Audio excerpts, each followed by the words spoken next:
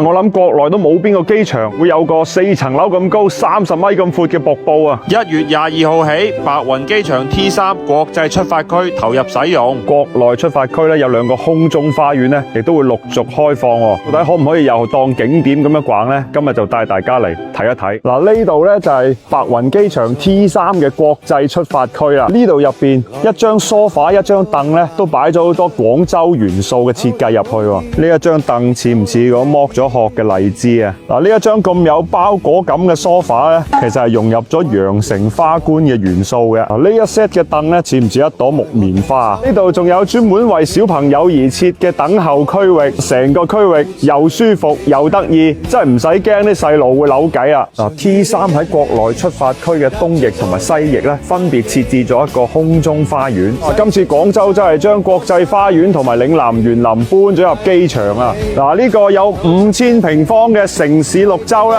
係華南植物園嘅機場分院啊！呢度可以睇到全世界5大洲40種嘅奇花異草。呢棵嚟自地中海地區嘅油橄欖咧，2500萬年前啊已經出現喺地球上邊噶啦。呢棵咧就係大洋洲嘅佛肚樹啊！你睇下佢嗰個樹身咧，似唔似一個肚腩咁啊？呢個拱門上邊咧放咗好多喺華南地區出現嘅植物嗰啲種子同埋葉子嘅標本。喺呢個海獅花園入邊，就隱藏咗一個好大嘅兒童遊樂場，3層樓高嘅攀爬空間，加埋啲旋轉滑梯。哇！如果帶小朋友嚟，啲家長小心佢哋玩到唔記得上機啊！嗱，呢度咧就係國內出發區西翼嘅花園，入邊嘅林泉疊瀑就復刻咗嶺南山居嘅好多經典嘅畫面。